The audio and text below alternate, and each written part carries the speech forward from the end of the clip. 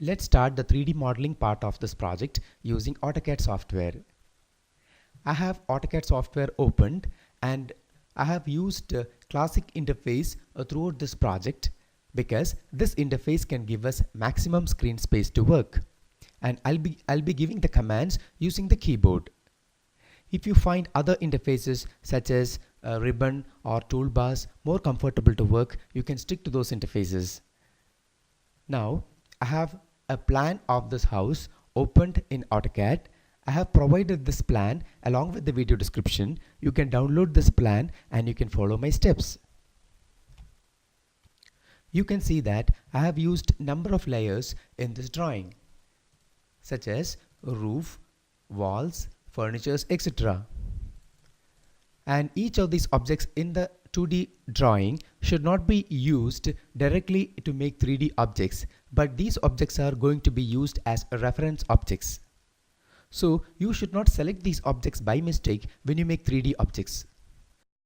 I'll go to Layer Properties Manager dialog box and I'll select all the layers and I'll lock these layers and I'll create a new layer and I'll call it as 3D wall because all my 3D walls are going to be kept in this layer. And I'll unlock this layer and I'll give a color for the 3D layer. Let it be a white color for the 3D wall.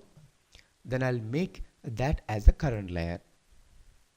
Now I'll switch over to a southwest isometric by clicking on the view cube. Now let's create the 3D walls. For that I'll use a polyline, then I'll start tracing it over the existing wall line and I'll connect the corners over here using this polyline.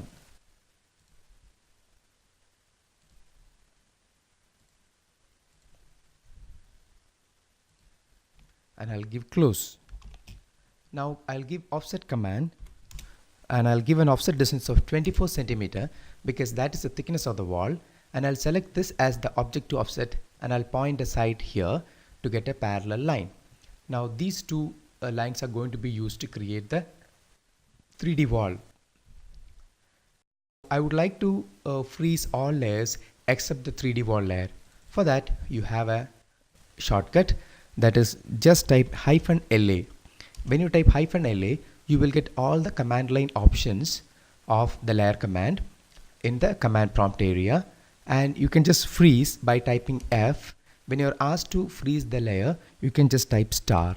Star stands for all, it's a while character. When you give star, you are asking the software to freeze all layers, but you know that it's not possible to freeze the current layer, so that will remain there. Now this is how you isolate a layer. Now what I'll do is I'll give a command called press pull on this boundary. That is, press pull command will let me generate a surface from a boundary. So I'll just click inside this boundary. So it'll ask me to give a height. I'll give a height of 300 centimeter because that is the height of the wall. So you have created a wall thickness. You can just give a shade to see the change.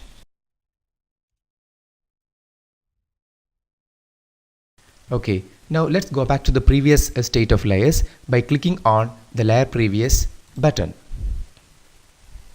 Now you can switch over to wireframe view by going to view, visual styles, and you can go to 2D wireframe. Next we will create the doors and windows. But before we make these objects, we have to indicate the lintel level. You know that at the lintel level there is a beam which is running throughout, and that level is at a height of 210 centimeter, that is 7 feet from the floor level. So we will start with a polyline and I'll trace this line, that is a wall line. So I'll draw a line throughout.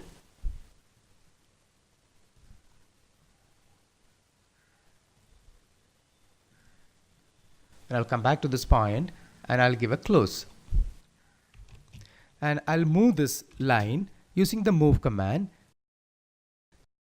Base point, I'll click here. When I'm asked to give the second point, I'll turn the ortho mode on and I'll give a distance of 210 centimeter. Now it has moved through that height. Let's create the cutouts to accommodate the doors and windows on the walls. So we have to create the profiles on the respective walls to make the cutouts. Now let's start with KW3, that is a kitchen window. You know that the size of this window is 150 by 100. So if you want to make a profile here, you can give a rectangle command first. Then you make sure that your dynamic uses is on in the status bar. When the dynamic uses is on, the profiles which you create will get automatically aligned with the face and you don't have to align the UCS there. Now I'll pick my first corner here, and when I'm asked to give the opposite corner, you can either define this corner or you can go to dimensions. So I'll go to dimensions, I'll type D. When I'm asked to give the length of the rectangle, I'll give say 150. When I'm asked to give the height of the width of the rectangle, I'll give say 100. Now it will ask you to pick the other corner. I'll pick the other corner here. So we have completed the rectangle. Now this rectangle has to get moved and it should align with the lintel level. So you can give a move command and I'll select this as the base point, this as the object, and I'll select the base point here. Then the next point I'll take a perpendicular and I'll pick here. So it'll get aligned with the lintel. Now you have to make this, you have to create a cutout out of this profile. So you can give press pull command. I'll give press pull. You just select this profile and you can just pull it backwards. So automatically it has resulted in a cutout. I'll give shade and I'll show you the difference. So you have made a cutout. In fact, you have to repeat the same sequence of steps on the rest of the wall faces. Now let's create a cutout on this face. So I'll start with the rectangle command. I'll highlight this face because this is where I want the rectangle to appear. Now take the cursor on this corner and you can give the dimensions. Go to dimensions and you give a width of 100 because it's a 2-panel window and a height of 100. Just fix the opposite corner here by clicking. Now move. This is the base point and you select the second point at the lintel level. Just take a perpendicular. Now you can give the press pull command. Type press. Just give an enter. Now you select the profile. Just click a point inside the profile. Then you drag to create a surface. Now you have pulled a surface and now you have made a cutout there. Now let's move on to the door. I'll make a rectangle which has got the size of the door. So I gave rectangle command and I want the door to align with this face. So I'll take the cursor onto this face and that face got highlighted.